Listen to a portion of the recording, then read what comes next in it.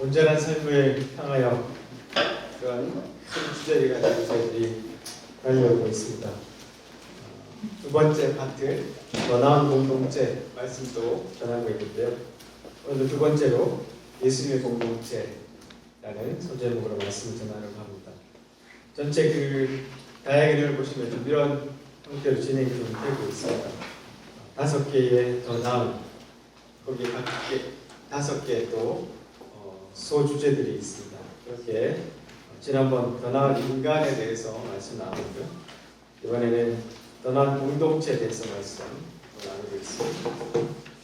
자, 지난주에 저희들이 나눈 말씀은 성경의 공동체가 어떻게 이야기를 펼쳐가고 있는가, 공동체 서사에 대해서 말씀을 좀 나눴죠. 첫 번째, 기독교의 하나님은 공동체로 존재하신다. 삼위일체 하나님은 서로 완벽한 사랑과 또 나눔 가운데 공동체로 존재하신다. 이 말씀 우리가 봤고요. 그리고 하나님께서 그 넘치는 사랑으로 인간을 창조하실 때 그냥 다른 많은 피조물과 같게 그냥 각기를 창조하신 것이 아니라 이상을 하나님의 형상으로 만들어서 다스릴 그런 파트너, 하나님과 연결된 공동체로 우리 인간을 만드셨다. 그래서 우리는 얼마나 존귀한 존재인가 그런 말씀을 나눴습니다. 그리고 구원이라는 것은, 예수님을 통해서 받는 구원이라는 것은 우리가 한 사람 한 사람 개별로 받는 것도 있지만 공동체 안으로 들어가면서 구원을 받는 것이다. 이런 성경의 공동체 서사에 대해서 말씀을 좀 나눴습니다. 오늘 말씀은 이제 예수님의 공동체는, 예수님은 어떤 공동체를 원하셨나 여기에 대해서 좀 나누려고 하는데요. 예수님께서 이제 사역을 깊게 시작하실 때 산에 가서 기도하시고 난 다음에 내려오셔서 예수님이 제자 12명을 뽑습니다. 그리고 이 주제하시는 바와 같이 12명을 뽑은 이유는 이스라엘 12공동체, 12지파 이것을 상징하고 또 그 12지파를 상징하는 사람들을 통해서 새로운 출애굽, 새로운 하나님의 공동체가 시작된다. 나는 이걸 하러 왔다. 이걸 주님께서 보여주시기 위해서 또 제자들을 부르셨어요. 누가복음에는 기도가 굉장히 많이 들어가 있습니다. 누가는 이방인이었고 회사 출신이었는데 다른 어떤 복음서보다도 기도 이야기를 많이 합니다. 예수님 기도를 충분히 하시고 내려오셔서 12명을 뽑는데 이 12명의 특징들은 여러분 아시는 것처럼 유명한 사람 하나도 없었어요. 그렇죠? 뭐 귀족이나 왕족이나 아주 힘 있는 자나 부자나 이런 자들이 없었고요. 서로 이렇게 막 아주 친한 동네에서 한꺼번에 그게 아니라 정말로 다른 사람들, 다른 모양의 사람들을 뽑으셨고 심지어는 지나가다가 만나면 칼로 찔러 죽여도 뭐 아무런 이상이 없을 정도의 뭐 열심당원 아니면 세리 뭐 이런 사람들이 섞여 있는 곳이었거든요. 그러니까 어떤 세상을 바꾸기 위해서 사람들을 뽑을 때 예수님처럼 이렇게 하시는 사람들은 아마 그 얘가 찾아보기 힘들었을 거예요. 그렇죠? 그래서 예수님 이렇게 제자들을 구성을 하셨어요. 참 말도 안 되는, 우리가 보기에 일반 상식을 그냥 넘어서는 방식으로 주님이 사람을 뽑으셨단 말이죠. 자, 예수님이 이렇게 하시는 이유가 뭔가요? 도대체 왜 이런 방식으로 제자들을 뽑으셨을까? 새로운 나라를 시작하려면 많은 재원과 어떤 힘들이 필요할 텐데 주님이 그러지 않으셨어요. 자, 요한이 이제 막 요단강에서 세를 줄 때 많은 사람들이 찾아왔습니다. 그때 요한이 했던 말을 잘 보면 너희 독사의 자식아, 누가 너희에게 다가오면 하나님의 진노를 피하라고 경고해 줬느냐. 그러므로 너희는 회개에 알맞은 열매를 맺어라. 너희는 속으로 아브라함이 우리의 아버지다. 아브라함이 우리의 조상이다. 우리는 아브라함의 자손으로 태어났으니까 We are safe. 우리는 안전해. 우리는 특별하게 초선 피, 그러니까 선택받은 사람들이야. 우리 죽으면 천국 가. 이런 사고방식에 가득 차있던 사람들이에요. 자, 너희들 아브라함의 자손이라고 말하지 마라. 내가 말한다. 하나님은 이 돌로도 아브라함의 자녀를 만들 수 있다. 요한의 이 선포가 사실은 예수님이 하던 사역에 쭉 연결이 됩니다. 예수님도 이 말씀대로 사역을 또 연결해 오셨어요. 그들이 핏줄로 아브라함의 자손이라고 해서 결코 하나님의 자녀가 아니다 라는 것을 늘 상기시켜 주셨어요. 자, 예수님께서 사역을 하고 계시는 가운데 예수님의 가족이 찾아왔습니다. 예수님 가족이 찾아와서 수많은 사람들이 모여있으니까 아마 전달해서 예수님 앞에 우리가 왔다고 좀 알려달라 했을 거예요. 그랬더니 예수님께서 하셨던 말씀이 기가 찹니다. 누가 나의 어머니고 누가 나의 형제들이냐. 아마 요즘 같으면 요것만 딱 떼다가 신문에 안에 앞뒤가 없는 사람 어마어마하게 공개했을 거예요. 그렇죠? 네, 그게 요즘 세대잖아요. 맥락을 잘 알아야 됩니다. 주님은 이때 가르치고 계셨던 것이 공동체예요. 그렇죠? 그러니까 자기 가족, 어머니를 무시하자는 것이 아니라 우리의 진짜 더 큰 가족이 하나님이 우리에게 필요하게 만들어주시는 큰 가족이 뭔가 라는 것에 대해서 말씀을 가르치고 있어요. 그러니까 하늘에 계신 나의 아버지의 뜻을 행하는 사람이 우리가 형제요, 자매요, 어머니다 이런 말씀을 해주셨던 거예요. 그러니까 예수님이 지금 하고자 하시는 공동체를 만드는 것은 12제자들을 뽑으셔서 자 새로운 이스라엘이 지금 출발하는데 이 출발의 원래의 그림은 하나님 세계를 창조하실 때 그때 있었던 거. 또 이집트에서 노예됐던 곳에서 공동체를 만들어서 이끌어내셨던 그 출애굽이 지금 새롭게 일어나고 있고, 자, 그 출애굽 안에 있는 사람들은 그냥 핏줄로만 이루어진 것이 아니라 모든 사람들이 모여서 하나님의 뜻을 행하는 사람 그 공동체, 이게 내가 지금 하려고 하는 큰 그림이야. 예수님 이렇게 말해 주셨어요. 자, 이렇게 우리가 이제 좀 많이 알고 계시는 부분인데 이것은 혁명적인 일이었습니다. 그 당시에 보면. 그래서 나중에 이 교회가 생기고 난 다음에 예수님이 하셨던 일을 딱 요약해서 했던 말씀 중에 이런 말씀 있잖아요. 그리스도 안에는 유대인이나 종교나 그리스인이나 출신이나 종이나 자유인이나 내가 가지고 어떤 부모로부터 물려받은 어떤 시민권이나 이런 거 상관없이, 그리고 남자나 여자나 차별이 없다. 예수님의 제자들 중에 얼마나 많은 사람들이 여자였는지 획기적인 일이었어요. 이 당시에는 정말로 여인들의 어떤 인권이라든가 위치는 정말 낮은 수준이었죠. 그 당시에 예수님의 그 삶 가운데는 제자들의 가운데는 여자들이 상당히 많았고요. 가장 특이할 게 뭐냐면 예수님의 부활을 처음 증언했던 사람이 누군가요? 여자입니다. 만약에 우리가 지금은 그런 걸 보면서 그렇겠구나, 뭐 그랬었지 이렇지만요. 그 당시에 여자가 증인이었다면 아무도 인정해 주지 않았습니다. 그런 시대였어요. 근데 얼마나 강력하게, 얼마나 담대하게, 그것도 종 여자 하나가 예수님의 부활을 증거했다. 이걸 복음서에 남길 수 있냐는 거예요. 이만큼 획기적인 당시에 놀라운 일들이 벌어지고 있던 그런 시대였어요. 자, 그래서 이제 차정식 교수가 기독교 공동체와 성서적 기원과 실천적 대안에라는 책에서 이런 이야기를 하죠. 예수님은 제자들이 부모와 처자를 떠나 자신을 따르며 하나님의 복음의 선포자가 될 것을 주문했다. 모든 사람이 그러라는 건 아니에요. 이때 12명, 그리고 70명의 제자들. 그리고 또한 그는 영생을 믿는 이들에게 소유 재산을 팔아 가난한 자들에게 나눠주고 제자로 따를 것을 요청한 바입니다.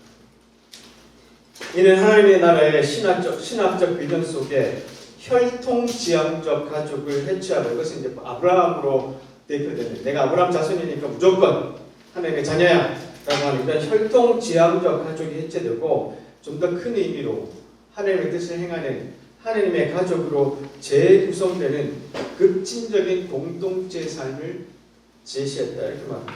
이 가운데 예루살렘 공동체를 실천적 모범으로 삼을 만한데, 공동체 성원들이 삶이 추구한 이러한 나눔의 삶은 그야말로 가족이라는 울타리 안에서 용이하게 실행될 만한 수준의 것이었다. 그러니까 가족이라고 그러니까 가족 누구가 부족하면 도와주잖아요. 그렇죠? 아프면 가서 돌봐주잖아요. 그러니까 이게 하나님의 공동체, 하나님의 가족 이런 생각으로 이 당시에 예수님께서 이 사람들 모으셨고 새로운 출애굽을 또 이렇게 공동체를 만들어 보셨어요. 자, 이것을 한마디로 정리를 하면 이제 에카르트 로핑크라는 신학자가 이것을 예수님이 뭐하려고 하셨나, 어떤 공동체를 만들려고 하셨냐를 딱 한 단어로 만든 게 뭐냐면 대조사회예요. 대조. 다른 어떤 모임과 공동체와는 차별이 있다. 대조가 된다. 그래서 대조 공동체라는 말을 사용했어요. 이걸 지금 우리 시대로 말하면 뭐 대안 공동체 이렇게 바꿔서도 말할 수 있을 것 같습니다. 이 대조 사회가 뭐냐면 다른 모든 백성과 구별되는 하나님의 뜻에 따라, 그러니까 누가 아브라함의 자손이냐? 하나님의 뜻을 따라 행하는 사람들이 아브라함의 자손이라고 했던 것처럼 이 대조 사회라는 것은 하나님의 뜻에 따라 살아가는 새로운 공동체, 이것이 하나님의 가족들인데 이것을 이 로핑크 교수는 대조 사회 이렇게 말씀하셨어요. 다른 어떤 세상과도 대조된다. 하나님의 뜻에 따라 살아가는 하나님의 나라의 공동체다. 이런 말씀하셨어요. 그러면 이 대조사회의 공동체의 특징, 예수님이 만들고자 하셨던 이 공동체의 특징이 뭐냐? 특징. 첫 번째가 차별지향이에요. 유대인이나 헬라인이나 남자나 여자나 주인이나 종이나 차별하지 말라는 거죠. 그렇죠? 이런 공동체가 잘 존재하지 않았어요. 이렇게 함께 사랑을 실천하는 공동체였죠. 지난주에 말씀드렸던 것처럼 로마가 한 200년 사이에 인구의 4분의 1 정도가 기근과 전염병에 죽어갈 때 이들이 함께 모여서 사랑을 실천했잖아요. 이런 일들. 또 하나 중요한 것이 있습니다. 폭력과 지배를 단념합니다. 오른쪽 뺨을 왼쪽 뺨을 때리면 오른쪽 뺨을 내주고, 그렇죠? 오르가자 그러면 심리가 주고, 쏜달라 그러면 그것도 주고, 뭐 이런 식의 폭력에 대한 것을 폭력을 받지 말라라고 말씀하셨어요. 지배하지 마라, 지배하지 마라 이런 말씀을 가르쳤던 것이 이 대조사회의 특징이었어요. 영적 차원이나 실질적 사회적인 차원에서도 하나님의 선택과 소명을 의식하는, 하나님의 뜻에 따라 지상의 모든 백성과 구별되는 그런 사회를 예수님이 만들고자 했습니다. 얼마나 이상적인 그런, 그리고 담대한 그런 목적과 시도였어요. 자, 근데 이 대조사회를 만들어가는 정신이 뭐냐? 산상수훈이에요.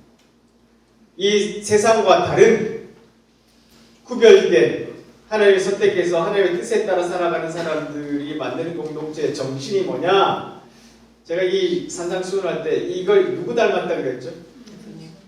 이 예수님 캐릭터라고 그랬잖아. 예수님의 성품이라고 그랬잖아. 이 산상수훈을 정신으로 가지고 살아가는 공동체, 이게 하나님 예수님이 만드시고자 했던 대조사회 공동체였어요. 보세요. 얼마나 상반돼요. 마음이 가난한 사람, 실제로 가난한 사람들은 복이 있다. 이거 가난한 사람이 복이 있나요? 이 당시에는 부자는 하나님의 축복받았다, 하나님의 특별히 사랑한다 이런 생각을 가지고 있던 때예요. 가난하면 저 사람 가난한 이유가 있지. 저 사람 노력 안 해서 그렇지. 이런 능력 사회 같은 생각들을 우리가 지금도 갖고 있어요. 근데 예수님이 그랬어요. 가난한 사람이 복이 있다. 하늘나라가 그들의 것이다.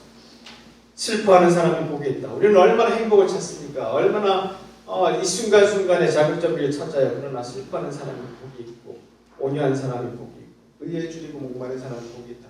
얼마나 다른 세상과 다르게 대조되는 그런 삶을 말씀하고 계세요. 대조사회를 만들어 하나님께서 만드시는 공동체, 예수 그리스도가 이끌어가시는 공동체의 정신이 뭐냐면 바로 이 산상수훈. 이 산상수훈을 가지고 우리가 실천하는 삶, 이렇게 닮으려고 애를 쓰는 삶, 이게 우리의 정신이라는 거예요. 교회도 마찬가지죠. 자, 어느 날 예수님께서 이제 길을 가시는데 안식일이었어요. 바리새인과 율법학자들이 모여가지고 우리가 좀 꼬투리를 좀 더 확실하게 잡아보자. 그래서 예수님을 집으로 초청한 거예요. 근데 예수님이 초청한 사람들에게 말씀하신 거예요. 너는 점심이나 저녁을 차려놓고 내 친구들, 형제들, 그리고 부유한 이웃들 초대하지 마. 이 당시에 이들이 초대하는 방식, 이들이 식사하는 방식이 뭐냐면 나를 다음에 다시 초대해 줄 사람, 똑같이 아니면 더 낮게 나를 대우해 줄 사람, 그리고 나의 힘이 돼 줄 사람, 나와 클래스가 비슷한 사람, 이런 사람들을 골라서 초대했어요. 근데 예수님 말씀하시죠.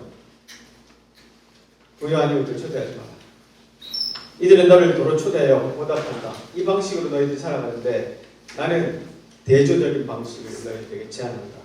잔치를 베풀 때에 가난한 사람들, 걷지 못하는 사람들과 다리를 저는 사람들과 보지 못하는 사람, 이런 사람들을 초대해. 그러면 너희에게 복이 있을 것이다. 그들은 내게 되갚을 것이 없다. 의인이 부러워할 때에 보상을 받을 것이다. 이런 말씀으로 이 바리새인과 율법학자들이 알지 못하고 깨닫지 못하고 보지 못하는 것들을 알려주셨어요. 자, 예수는 어떤 공동체를 원했나? 이 책에서도 보면 예수님이 가르치는 하나님의 나라의 공동체는 보세요. 산 위의 도시 같은 공동체. 이게 뭐냐면 이 세상을 환하게 비춰준다는 것이죠. 이는 세상과 구별되는 공동체다. 세상과 똑같이 되어버린 구별할 수 없는 공동체가 아닌 세상의 등불과 소금이 되어 그 역할을 하는 공동체다. 자기네끼리 엘리트 집단을 이루거나, 아까 보셨죠? 바리새인들, 율법학자들, 자기 종교 엘리트들, 이런 사람들이 서로 모여있는 그런 엘리트 집단을 이루거나 세상과 단절된 공동체와는 다르다. 교회는 빛을 비추는 세상 속에서 세상을 위한 공동체다. 그렇기에 교회는 세상과 반드시 구별되어야 하고 교회의 본연의 모습을 간직해야 한다. 예수님은 결코 세상에 혼자된 소금, 개인으로서의 빛, 산 위에 나 홀로로서 그리스도인들을 부르시지 않으셨다. 그분은 제자들을 불러 모으셨고 공동체를 이루도록 하셨다. 다양한 사람들, 다양한 배경을 가진 사람들, 배운 사람, 기회를 못 가진 사람들, 지금 어떤 경제적으로 두드리는 사람들, 아직도 부족한 사람들, 건강에 자신 있는 사람들, 또 그렇지 않은 사람들, 이런 모든 형편이 다른 사람들이 함께 모여 대조되는 공동체. 근데 한 사람 혼자 믿으라고 한 사람을 구원하는 것이 아니라, 지난주에도 말씀드렸습니다만 구원은 공동체 안으로 와서 이루어진다. 그런 말씀 드렸잖아요. 하나님 그렇게 우리를 불러내시고 공동체를 만드시려고 하셨어요. 유진 피타실 목사님의 현실 하나님의 세계 책에서는 이런 이야기를 하세요. 바로 그 자리, 안식일에 예수님을 초대한 그 자리는 뭐냐면 식사를 나누는 자리였다. 안식일 식사는 매주 종말의 하나님 나라 잔치를 얘기하는 자리였다. 모여가지고 나중에 마지막에 하나님 나라가 어떻게 될까, 이런 이제 종교적인 이야기 나누는 그런 식사 자리였는데요. 그 손님들은 모두 사회적으로나 신학적으로 인정받는 이들이었다. 율법학자들, 바리새인들, 이런 사람들이었잖아요. 그들은 모두 그 식사에는 어떤 부류의 사람들은 결코 초대받을 수 없다고 생각하는 일이었다. 그런데 예수님은 바로 이러한 인정받지 못한 부류들을 하나님의 초대에 포함시키기 위해 동분서주하시는 분이었다. 그렇죠? 잔치를 마련해놓고 초대했는데 난 장가 가야 되고 나는 뭐 소를 샀고 이렇게 못 간다 그랬잖아. 예수님이 길거리에 가서 저런 사람들, 가난한 사람들 소리 데리고 들어와라. 이 일을 하셨던 것이 예수님의 그 공생이 기간 동안 하셨던 일이에요. 그러니까 예수님이 식사하는 자리에, 바리새인이 식사하는 자리에 불쑥불쑥 이 초대받지 못한 사람들이 들어왔던 말씀을 기억하시죠? 뭐 이렇게 향기 들고 와서 갑자기 깨뜨려서 예수님 발에 막 불을 이렇게 향유를 붓는 사람들이라든가 이런 사람들이 근데 그게 그냥 이루어진 게 아니라 초대받을 때 이런 사람들이 와야 된다는 것을 알려주는 것이었어요. 자, 그림들을 좀 보면 예수님께서 이제 동분서주하시면서 만나고 공동체 안에 포함시키시려고 했던 사람들이 바로 이런 사람들이에요. 자기 남편들, 가족들마저도 가까이 하지 않는 12년 동안 혈류병 걸린 여자. 그렇죠? 종교적으로 율법적으로 부정한 사람. 실로암 연못에 다리가 온전치 않아서 물이 끓을 때 자기가 들어가야 되지만 수십 년 동안 기회를 못 가졌던 이 비참한 사람, 이런 사람. 그리고 이 밑에 그림은 뭐냐면 이제 세리를 또 불러내시고 난 다음에 세리와 함께 죄인들과 함께 식사하던 장면이에요. 중간에 이제 아래입니다. 바로 이렇게 세상에 규정해 놓은 죄인들. 왼쪽 여러분 보신 쪽으로 왼쪽 그림은 로마인의 하수인이죠. 그 백부장. 그러면 유대인들의 적이에요. 그렇죠. 지배자들. 근데도 예수님은 그 백부장의 믿음을 놀랍게 인정해 주셨어요. 심지어 우리의 적마저도 주님은 공동체 안으로 불러내시고 사마리아인들 얼마나 증오했으면 몇 달 며칠을 둘러서 와야 되는 수고도 하지 않고 그 땅은 절대로 안 지나간다. 짐 지고 가야 될 그 음식과 물과 이런 것이 점점점 늘어나도 나는 그 땅 지나가지 않을 거야. 그리고 여리고라는 곳에 올라갈 때 도적들이 들끓고 있어도 나는 절대로 사마리아는 안 지나가.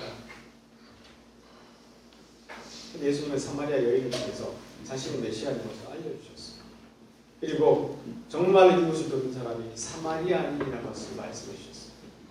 이방인들, 타종교인, 그리고 난민들, 이런 사람들을 주님이 환영하라고 말씀해 주셨어요. 이런 사람들 공동체 안에 채우기 위해서 동분서주하셨던 것이 예수님의 공생애 동안 하셨던 거죠. 오늘 우리가 읽었던 본문에 예수님이 마지막 십자가 죽기 전에 제자들에게 나눈 말씀이에요. 저는 이 사람들을 위해서만 기도하는 것이 아니라 이 사람들이 전하는 말을 듣고 저를 믿는 사람들을 위해서도 기도합니다. 지금 십자가 죽으셔야 되는데 제자들만을 위해서도 하셔도 말씀하셔도 아까운 시간에 예수님이 하셨던 말씀 보세요. 저는 이 사람들을 위해서만 기도하는 것이 아니라 이 사람들이 전하는 말을 듣고 저를 믿는 사람들을 위해서도 기도합니다. 이 뜻이 뭐냐면 필립 한시가 교회 나의 고민 나의 사랑에서 윌리엄 템플의 그 말씀을 인용했는데 교회는 비조합원의 이익을 위해 존재하는 세상 유일의 협동조합 조직이다. 이게 무슨 뜻인지 이해가 되시나요? 다른 곳은 예를 들면 내가 아파트 조합원이다. 아파트 조합원은 뭘 하죠? 조합원들이 뭐를 위해서 한 모입니까? 재건축, 예를 들면 더 좋은 아파트 이렇게 우리 이익을 위해서 모이죠. 근데 교회는 비조합원, 교회 사람들이 아닌 사람들을 위해서 모이는 세계 유일의 협동조합이다. 이런 말을 했어요. 참 와닿는데 제가 옛날에 큰 교회에서 일할 때 뭐 이런 이제 막 교회가 부족하다. 그래서 저한테 특명이 좀 떨어졌어요. 어느 그 옆에 교회 옆에 있는 건물 내가 얼마 줄 테니 가서 상인들 만나서 좀 메이트라. 미국에 가서 교회 건축 캠페인 하는 거 좀 배워와라. 저한테 그런 일들도 많이 떨어졌어요. 근데 그 방식은 아니라는 생각이 계속 들었거든요. 교회를 제가 나오고 난 다음에 이제 재건축이 됐다. 다른 곳에 교회를 이제 짓는다 그래서 제가 글을 하나 썼어요. 교회의 주인은 교인이 아니라 아직도 믿지 않고 있는 세상 사람들이다. 그랬더니 제 글 밑에 이렇게 무식한 말을 하냐고. 그 교인이 이제 토를 잡았어요. 교회 오래 다니셨고 중직자였고 교회 봉사활동을 열심히 하시고 아주 많이 배우신 분이에요. 교회 비좁아서 우리 돈 들여서 우리가 우리를 위해서 짓겠다는데 무슨 헛소리냐. 교회는 괜찮아. 그건 교회 아니에요. 그건 아파트죠. 진짜 교회는 내가 이것을 짓고 무엇을 하느냐에 따라서 그 다음에 찾아올 사람 그들을 위해서 존재하는 것이 교회입니다. 예수님이 하셨던 마지막의 기도가 이거예요. 우리말로 기도하는 것이 아니라 우리와 함께 할 다음 세대들, 그 다음 수십 세대들이 다 뒤에 올 세대를 위해서 내가 기도합니다. 내가 십자가 죽습니다. 이게 우리 예수님이 하셨던 공동체를 위한 기도였어요. 헨리 나우엔 이분도 참 공동체를 중요하게 생각하셨던 분입니다. 헨리 나우엔은 말 그대로 20세기에 가장 뛰어났던 영성학자였고요. 지성적으로는 예일대학 하버드의 교수였고요. 이분이 마지막을 장애인 공동체, 나르시 공동체에서 마지막으로 사망하셨잖아요. 이분이 공동체에 대한 이야기를 많이 하셨어요. 그래서 힐리나의 공동체에 대한 말씀만 모아서 만든 책이 이 책인데 이분이 이런 이야기를 합니다. 공동체 되게 힘들어요. 이런 얘기 자주 하시는데 나 역시 내가 다른 모든 사람과 같음을 30년간 기도하고 나서 깨달았다. 인간은 누구나 해처럼 빛나며 인간성을 나와 공유한다. 그제야 불현듯 내면의 소속감이 찾아들었다. 다른 모든 사람과 기본적으로 같다. 이 말의 앞에 전제가 뭐냐면 우리는 다른 사람들과 좀 다르게 원해요. 그렇죠? 저도 목사 모임 가면 되게 다르게 원해요. 나 너희들과 같지 않아. 여러분 어떠세요? 어디 가서도 난 다른 사람과 좀 달라지기 원하잖아요. 특별한 존재라는 것으로 생각하잖아요. 그런데 진짜 중요한 요소성은 내가 다른 사람과 다르지 않다는 걸 깨닫는 순간이라는 거예요. 이분이 30년간 기도하고 깨달았다. 예일대 교수, 하버드 교수 이런데 수많은 사람이 그의 책을 좋아하고 그의 강의를 좋아했다가 이 30년이 지나고 깨달은 게 뭐냐면 아 나도 다른 사람과 똑같은 존재다. 이것은 기쁨의 원천이며 훨씬 깊은 경험이다. 내 삶의 주요 기조는 자신을 남들과 비교하는 경쟁이 아니라 긍휼이다. 긍휼을 뜻하는 영어 단어 컴패션의 어원인 콤파티오를 본래 고통을 함께하다, 동참하다라는 뜻이다. 이는 우울하거나 의기소침하거나 마음이 무거워진 이유가 아니라 오히려 정반대다. 타인의 기쁨과 고통과 상처와 소외와 시름에 진심으로 동참할 때마다 당신 안에서 여태 몰랐던 기쁨의 샘이 터진다.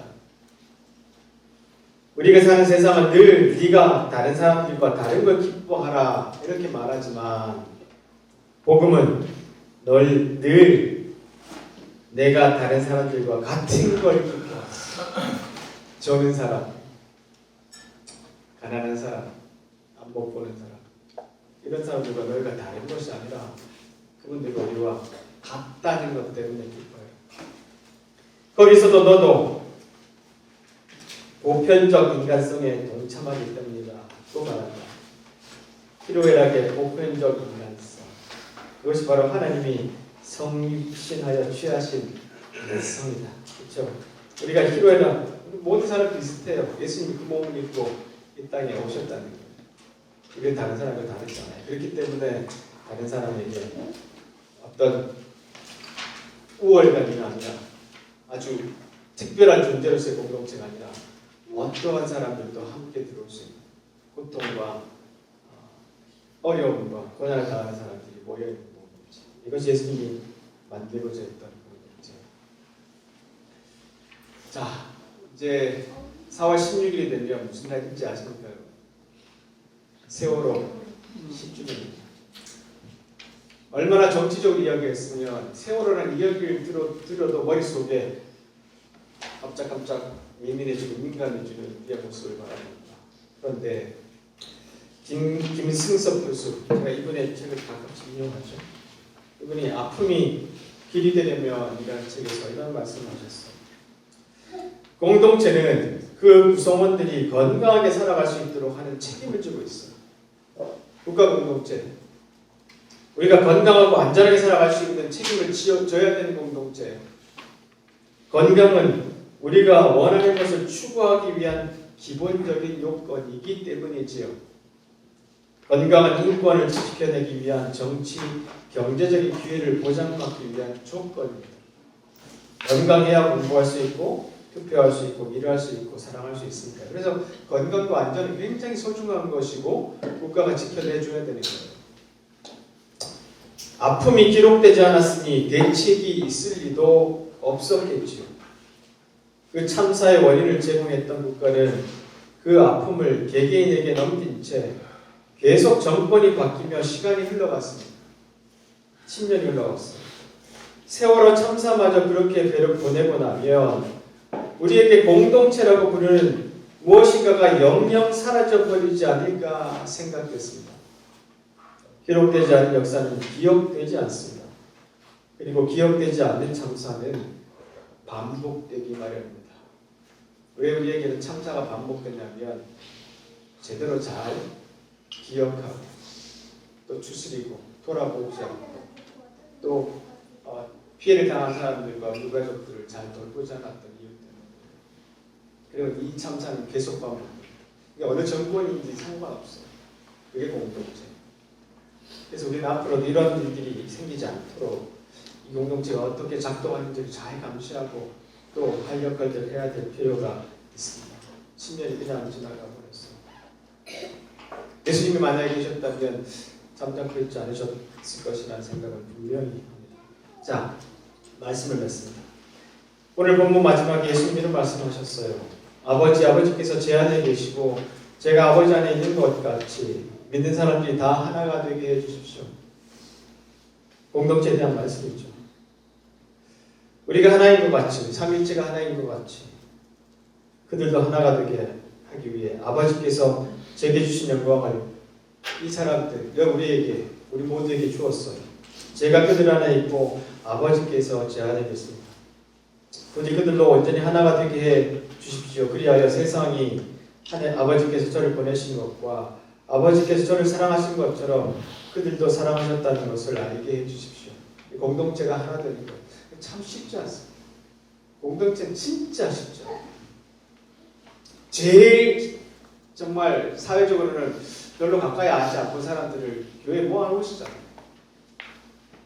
근데 그게 진짜 공동체. 거기서 용서하고 사랑하는 것들을 배울 때 우리는 성장해 갑니다. 요즘 히태수 목사님의 이 말씀이 참 마음에 와닿습니다. 결국 내가 도달할 확신은 이것이다. 결코 쉽지 않게 얻은 확신이며 또한 도저히 피할 수 없던 확신입니다. 즉 우리는 공동체의 자신을 담그고 공동체를 끌어안지 않고서는 영적인 삶에서 어떠한 성숙도, 예수님 따르는 일에서 어떠한 순종도, 기독교적 삶에서 어떠한 온전성도 이룰 수 없다는 것이다. 나는 나 자신만으로는 결코 나 자신이 될 수 없다.